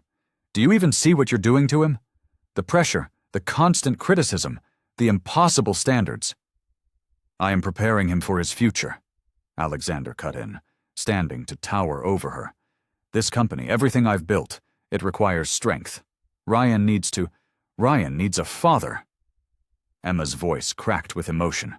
"Not a CEO, not a taskmaster. A father who sees him for who he is, not who you want him to be." Alexander's face flushed red. "You dare lecture me about my own son? You, who's known him for what? A few months? I've spent his entire life. Controlling him, crushing him, making him feel worthless unless he fits into your perfect mold." Emma straightened her spine, meeting his glare. "He's brilliant, compassionate, and capable of so much, but all he can see is how he fails to meet your expectations. Get out." Alexander's voice was dangerously low. "No." Emma stood her ground. "I've watched you manipulate him, guilt him, pressure him until he's breaking. I won't stay silent anymore." Alexander circled his desk, his presence intimidating. "You forget your place, Miss Matthews. Everything you have now, your position, your status, your inheritance, it all comes from my generosity. Keep it." Emma's voice was steel. "Keep all of it. I'd rather be poor than watch you destroy Ryan. You think you know what's best for my son?" Alexander laughed coldly. "You're nothing but a glorified lifeguard who got lucky. Ryan needs to learn strength, discipline." "Ryan needs help," Emma's shout echoed off the walls. "Real help, professional help, not just your hand-picked yes-men therapists who tell him to work harder and live up to the Sterling name." Alexander's face turned purple. "How dare you? He's drowning." Emma's eyes filled with tears, but her voice remained strong. "Just like that day at the beach, he's drowning. Only this time, it's not in water. It's in your expectations, your demands, your constant disapproval." "Get out of my office," Alexander snarled. "You're fired from the charity board. Consider your inheritance revoked. I want you nowhere near my family." Emma stood straighter, wiping her tears. "Threaten me all you want. Take everything. But I won't abandon Ryan. Not when he needs someone in his corner. Security will escort you out." "You can remove me from this building, Mr. Sterling," Emma said, walking to the door. "But you can't stop me from protecting Ryan, even if it's from you." Alexander slammed his fist on the desk. "You'll regret this, Miss Matthews. I promise you that." Emma paused at the doorway, her hand on the handle. "No, Mr. Sterling. The only thing I regret is not speaking up sooner." She walked out, leaving Alexander's threats behind her. Her hands shook, and her heart pounded, but her resolve was unshaken. She'd saved Ryan once from drowning, She would save him again, no matter the cost. Ryan's hands trembled as he stared at the resignation letter on his laptop screen. The cursor blinked steadily, waiting for him to hit send. Afternoon sunlight streamed through his office windows, illuminating the Sterling Industries logo on the wall, a constant reminder of the weight he'd carried his whole life. He glanced at his phone, rereading Emma's message from earlier. "Whatever you decide, I'm here for you." The memory of her standing up to his father yesterday still amazed him.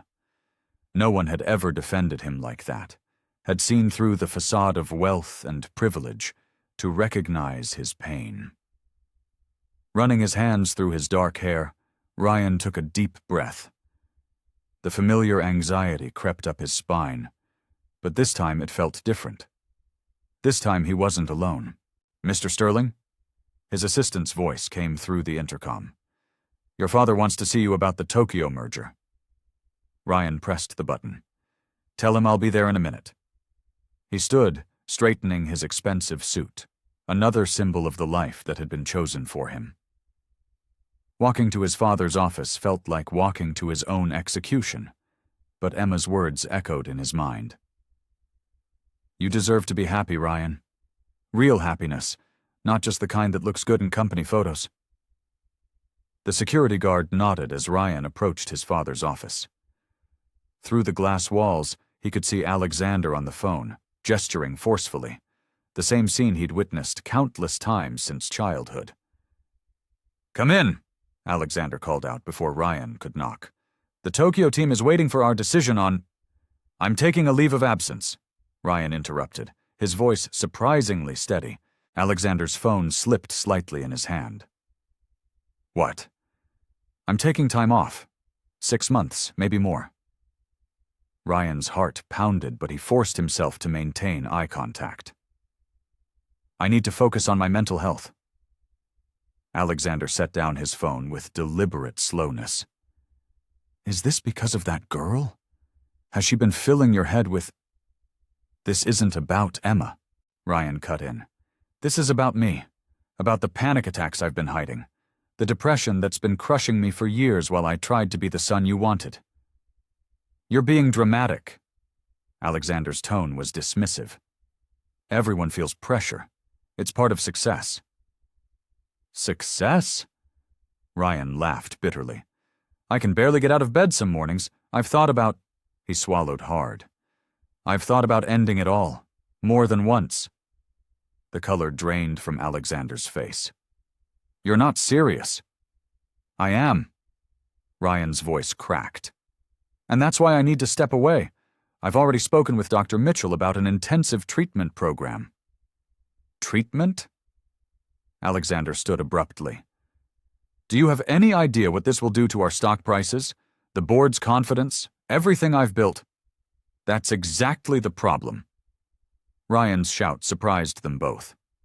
"Everything is always about the company, the legacy, the Sterling name. But what about me, Dad? What about your son?" Silence filled the office. Alexander stared at his son as if seeing him for the first time. "The letter's already sent to HR," Ryan continued more quietly. "I'm not asking for permission. I'm telling you what I need to do to survive." "And what am I supposed to tell everyone?" Alexander's voice held a hint of desperation. "Tell them the truth." Ryan straightened his shoulders. "Tell them I'm taking care of my mental health. Maybe it'll help someone else realize they're not alone." He turned to leave, then paused. "I love you, Dad, but I can't keep drowning just to keep you happy." Walking out of that office felt like breaking through the surface after being underwater too long. Ryan's hands shook as he texted Emma. "I did it. I chose me." Her reply came instantly. "I'm so proud of you. Want to get coffee?" For the first time in years, Ryan felt something like hope flutter in his chest. He wasn't sure what the future held, but he knew one thing.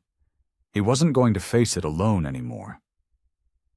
Emma had shown him that being strong sometimes meant asking for help, and now he was finally ready to accept it. As he walked toward the elevator, employees stared and whispered, but Ryan didn't care. Each step took him further from the crushing weight of expectations and closer to the possibility of real healing. Emma was waiting at their usual coffee shop, and for once, he was looking forward to tomorrow. Alexander Sterling stood at his office window, watching the city lights flicker in the growing dusk. His reflection stared back at him, a man he barely recognized anymore. The words from his son's departure earlier that day still echoed in his mind. "I can't keep drowning just to keep you happy." His phone buzzed. Another message from the board about Ryan's sudden leave of absence. He ignored it, instead picking up the framed photo on his desk. It showed a much younger Ryan, maybe 7 or 8, beaming at the camera while holding a trophy from his first swimming competition. When had that smile disappeared? A soft knock interrupted his thoughts. Emma stood in the doorway, her posture determined despite her obvious nervousness. "Mr. Sterling," she said, "I know you probably don't want to see me, but—" "Come in, Emma." His voice was tired, lacking its usual sharp edge. "Please." She entered cautiously, taking the seat he gestured to. The silence stretched between them until Alexander finally spoke. "Did you know?" he asked. "About how bad it was?" Emma nodded slowly. "Ryan's been struggling for a long time. He never felt safe enough to tell you." The words hit Alexander like a physical blow. He sank into his chair, suddenly looking older than his years. "I always thought I was pushing him toward success, toward happiness." "Sometimes the path to happiness isn't straight ahead," Emma said gently. "Sometimes it means taking a step back to find yourself first." Alexander studied her.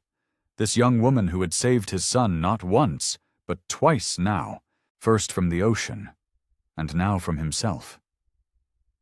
"You remind me of your father," he said quietly. "He never hesitated to tell me when I was being an idiot either." A ghost of a smile crossed Emma's face. "He always said that true friendship means being honest even when it's hard." "I saw Ryan earlier," Alexander continued, his voice rough.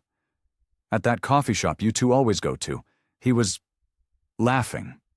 I can't remember the last time I saw him laugh like that." Emma's eyes softened. "He's starting to feel safe being himself. That's all he's ever wanted, to know that it's okay to be Ryan, not just the Sterling heir." Alexander stood, walking back to the window. The city stretched out before him, a testament to everything he'd built. But what good was an empire if it cost him his son? "I've been so focused on the legacy," he admitted, "that I forgot the most important part of that legacy is Ryan himself." He turned back to Emma. "Thank you, for seeing what I couldn't, for being brave enough to stand up to me." "It wasn't about standing up to you," Emma replied. "It was about standing up for Ryan." Alexander nodded, understanding finally dawning in his eyes. "Will you tell him—" He paused, collecting his thoughts. "Tell him I'd like to talk, when he's ready. No business, no pressure. Just father and son." "I will," Emma promised, standing to leave. "And Emma," Alexander called as she reached the door. "You'll always have a place here, not because of your father or even Ryan, but because of who you are." Later that evening, Emma found Ryan in the garden of his apartment complex. He sat on a bench beneath a flowering cherry tree, lost in thought. She settled beside him, their shoulders touching lightly. "I spoke with your father today," she said softly. Ryan tensed slightly. "How did that go?" "Better than expected." She turned to face him. "I think he's finally starting to understand." Ryan was quiet for a moment, processing this. "I keep waiting to feel guilty about taking the leave," he admitted, "but all I feel is relief." Emma reached for his hand, squeezing it gently. That's because you're finally choosing yourself. I couldn't have done it without you, he said, meeting her eyes. You showed me what real strength looks like. Not the kind that never breaks, but the kind that knows how to put itself back together.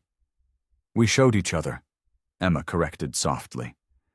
You taught me that being true to yourself is more important than fitting into someone else's world. They sat in comfortable silence, watching the cherry blossoms drift down around them. The weight of expectations and pretense had lifted, leaving something real and honest in its place. Emma sat at her kitchen table, surrounded by stacks of paperwork. The inheritance documents from Alexander Sterling lay open before her, but instead of feeling overwhelmed, as she had weeks ago, she felt a surge of purpose.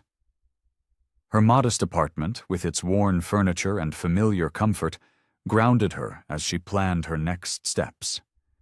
She picked up her pen and began outlining her vision for a mental health foundation. The numbers on the inheritance papers were staggering, more money than she'd ever imagined possessing. But now, she saw it differently. Not as a burden or an obligation, but as a tool to create real change. Her phone buzzed, a text from Ryan. How's the planning going? She smiled, typing back. Better than expected. Your father's lawyers have been surprisingly helpful. The foundation would focus on providing accessible mental health resources to young adults struggling with depression and anxiety. She thought of Ryan's journey, how lonely he'd felt before opening up about his struggles, how many others were out there, suffering in silence. A knock at her door interrupted her thoughts. Ryan stood there, holding 2 coffee cups and wearing a gentle smile that reached his eyes, something that had become more common lately. Thought you could use a break, he said, stepping inside. His gaze swept over the papers covering her table. You've been at this for hours. Emma accepted the coffee gratefully. I want to get everything right. This isn't just about the money. It's about making a real difference. Ryan settled into the chair beside her, picking up one of her draft proposals. The Sterling Matthews Foundation for Mental Health, he read aloud. You're using both names? Is that okay? Emma asked, suddenly uncertain. I thought, well, it represents both sides of the story, your family's resources and my father's legacy of helping others. Ryan's expression softened. It's perfect, just like everything else you do. He paused, scanning the document. Group therapy sessions, crisis hotlines, educational workshops. Emma, this is incredible. She blushed, but straightened her shoulders with pride. I've been talking to mental health professionals, getting their input, and... She hesitated. I was hoping you might want to be involved. Not because you have to, but... Yes, Ryan interrupted, his voice firm. I want to help. Maybe sharing my story could help others feel less alone. Emma reached across the table, squeezing his hand. You're the bravest person I know. 2 weeks later, they stood together at the Foundation's opening event. The venue, a renovated community center, buzzed with energy. Mental health professionals, community leaders, and potential donors mingled while examining the Foundation's mission statement and proposed programs. Emma smoothed down her simple but elegant dress, a far cry from the lifeguard uniform she'd worn when she first met Ryan. She felt different, too. Stronger, more assured of her place in the world. Ryan appeared at her side, looking handsome in his suit, but more importantly, looking at peace. The response has been amazing, he said. 3 other organizations have already reached out about partnerships. I can hardly believe it's real, Emma admitted. A few months ago, I was just a lifeguard, and now... Now you're still the same person, Ryan said softly. The same brave, compassionate woman who saves people. You're just doing it on a larger scale. Emma turned to face him fully, taking in how far they'd both come. The lost, drowning man she'd pulled from the ocean had found his way to shore in more ways than one. And somehow, in helping him find his path, she'd discovered her own. Dance with me? Ryan asked, holding out his hand as soft music played in the background. Emma stepped into his arms, fitting there as naturally as breathing. Around them, their new beginning took shape, not in the glittering world of wealth and privilege, but in a place of purpose and genuine connection. "Thank you," Ryan murmured against her hair, "for showing me that it's okay to be myself." Emma smiled, her heart full. "Thank you for helping me believe in myself." They swayed together, surrounded by the tangible results of their journey, not just a foundation, but a testament to the power of understanding, acceptance, and true connection. Emma sat at her desk, surrounded by stacks of papers and financial documents. The inheritance papers beside her showed numbers that still made her head spin, more money than she'd ever imagined having. But now, looking at her carefully crafted plans for the Mental Health Foundation, the weight of wealth felt different. Not like a burden, but like a responsibility she was finally ready to embrace. Her phone buzzed with a text from Ryan. "Need any help with the paperwork?" She smiled, typing back, "Actually, yes. These grant proposals are giving me a headache." Within 20 minutes, Ryan arrived at her small office, bringing coffee and his quiet support. He looked healthier these days, his shoulders relaxed, his smile reaching his eyes more often. The decision to step back from his father's company had done wonders for his well-being. "The lawyer sent over the final documentation," Emma said, gesturing to a thick folder. "Once we sign these, the Sterling Matthews Foundation for Mental Health will be official." Ryan picked up the folder, his fingers tracing the embossed letterhead. "Both our names together. It feels right." "I wanted to honor both legacies," Emma explained, watching his reaction carefully. "Your family's resources and my father's spirit of helping others." "It's perfect," Ryan said softly. He settled into the chair across from her desk, spreading out the paperwork. "Walk me through what you've planned." Emma pulled out her presentation materials, her excitement building as she explained each initiative. "We're starting with 3 main programs. First, free group therapy sessions for young adults. Then, a 24/7 crisis hotline, staffed by licensed professionals. And finally, educational workshops in schools and community centers." Ryan listened intently, asking thoughtful questions and offering suggestions. His business background proved invaluable in refining the operational details. "The response from the mental health community has been overwhelming," Emma continued, showing him a list of partnership offers. 5 major clinics want to collaborate, and we've got dozens of qualified therapists interested in joining our network." "You've done amazing work," Ryan said, his voice full of admiration. "This is going to help so many people." 2 weeks later, Emma stood in the renovated community center, watching as guests arrived for the foundation's opening event. The space had been transformed. Warm lighting, comfortable seating areas, and informative displays about mental health resources lined the walls. She adjusted her simple but elegant navy dress, feeling both nervous and proud. This moment represented everything she'd worked for, a chance to make a real difference in people's lives. Mental health professionals, community leaders, and potential donors filled the room. Even Alexander Sterling had arrived, standing somewhat awkwardly near the refreshment table.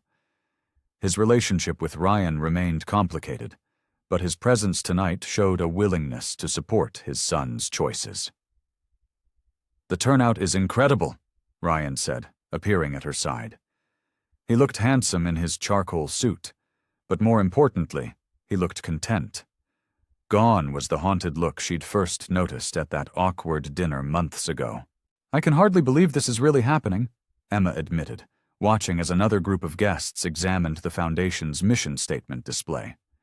"Sometimes I still feel like that lifeguard on the beach, way out of her depth." Ryan turned to face her, his expression serious. "You were never out of your depth. You knew exactly what to do that day. Save someone who was drowning. And that's what you're still doing, just in a different way. Emma felt tears prick at her eyes. We've both come so far, haven't we? Soft music began playing, and Ryan held out his hand. Dance with me? Emma stepped into his arms, feeling the rightness of being there. Around them, their new beginning took shape, not in the glittering world of wealth and privilege, but in a place of purpose and genuine connection. Thank you, Ryan murmured, for showing me there was a way out of the darkness. Emma leaned her head against his shoulder, her heart full. They swayed together, surrounded by the tangible results of their journey, a foundation built on understanding, acceptance, and the power of true connection. Emma sat in Alexander Sterling's opulent office, her fingers tracing the embossed leather portfolio he'd just handed her. Inside lay an offer that would have seemed impossible months ago, a position as vice president of Sterling Enterprises' newly formed corporate social responsibility division. The salary and benefits package are, of course, negotiable, Alexander said, his tone carefully neutral. He'd changed since the confrontation over Ryan's mental health, becoming more measured in his approach. You'd have considerable autonomy in directing our charitable initiatives. Emma glanced through the papers, taking in the staggering figures. The amount was more money than she'd ever imagined earning in her life. Yet something felt off, like a perfectly wrapped gift with nothing inside. This is incredibly generous, she said slowly, choosing her words with care. But I need time to think about it. Alexander nodded, his expression unreadable. Of course, take the weekend to review the details. On her drive home, Emma's mind wandered to the Mental Health Foundation. In just a few months, they'd already helped dozens of young people access therapy and support services. The work filled her with purpose in a way that corporate boardrooms never could. She found Ryan waiting at her apartment, takeout containers spread across her small dining table. He'd been spending more time here lately, preferring the cozy simplicity to his father's mansion. Dad made you the offer? He asked, reading her expression as she set down her bag. Emma nodded, sinking into a chair. Vice President of Corporate Social Responsibility. The salary it's more than generous. Ryan's face softened with understanding. But it's not what you want. How did you know?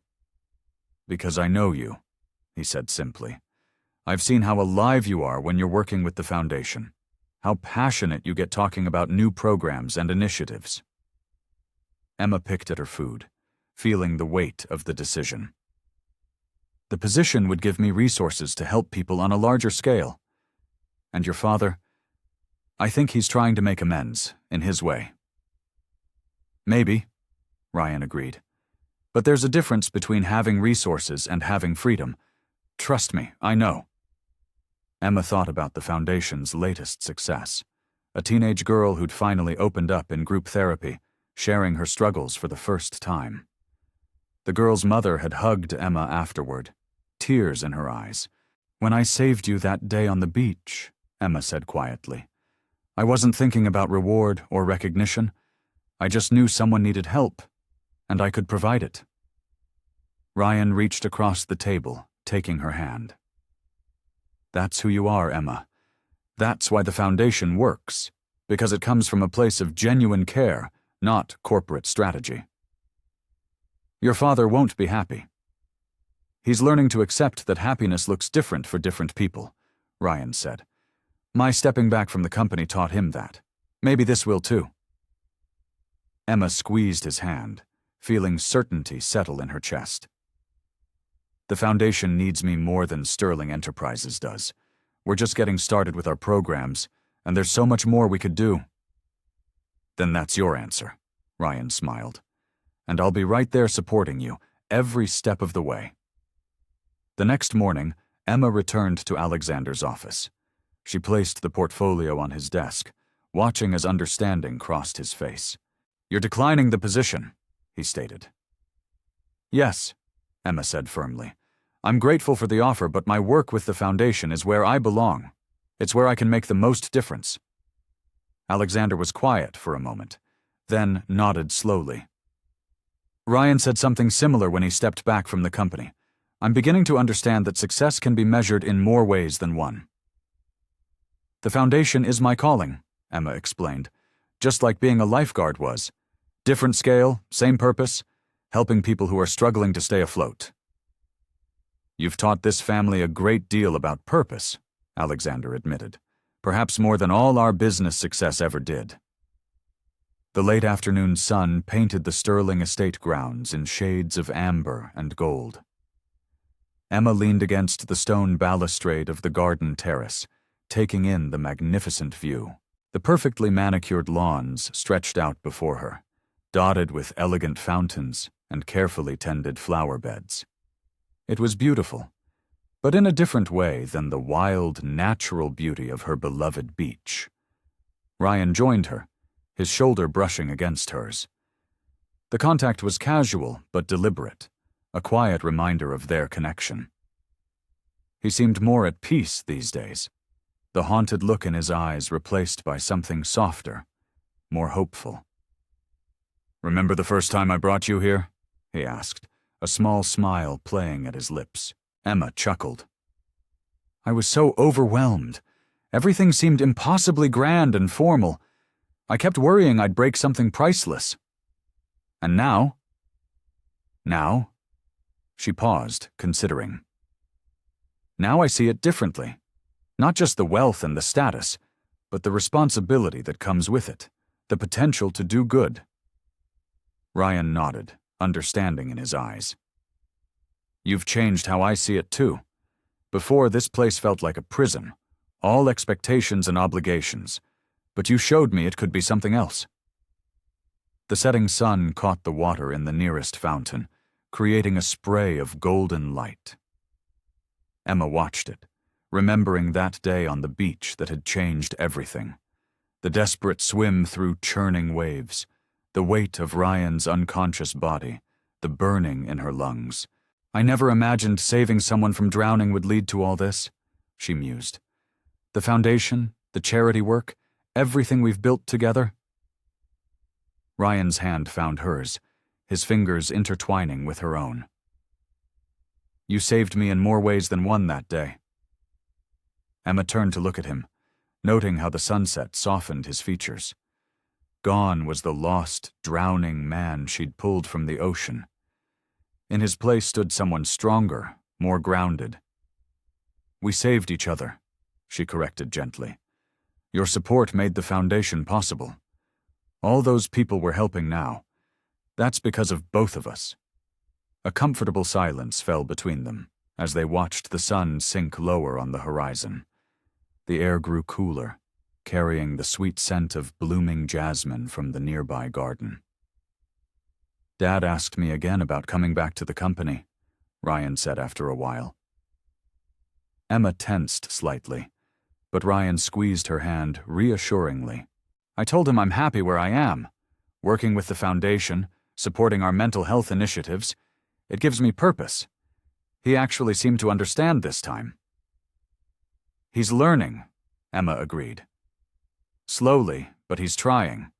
I saw him at last week's fundraiser, really listening to the speakers sharing their stories. Ryan smiled. That's your influence. You showed him there's strength in vulnerability, in asking for help. A gentle breeze stirred Emma's hair, and she tucked a loose strand behind her ear. Below them, the garden lights began to flicker on one by one, creating a magical twilight atmosphere. Sometimes I still can't believe how much has changed, she admitted. That day on the beach feels like another lifetime. In a way, it was, Ryan said thoughtfully. We were different people then. You were the dedicated lifeguard. I was the troubled billionaire's son. And now? Now we're just us. No titles, no expectations. Just two people who found each other and decided to make a difference in the world. Emma leaned her head against his shoulder, feeling the solid warmth of him. The last rays of sunlight painted the sky in brilliant shades of pink and purple, a spectacular finale to the day. "Whatever comes next," Ryan murmured, "I'm glad we're facing it together." The words settled around them like a comfortable blanket, full of promise and possibility. As darkness began to fall, they remained there, watching the stars emerge one by one in the deepening twilight. Their path forward might not always be clear, but they had each other. And sometimes, that was all that mattered.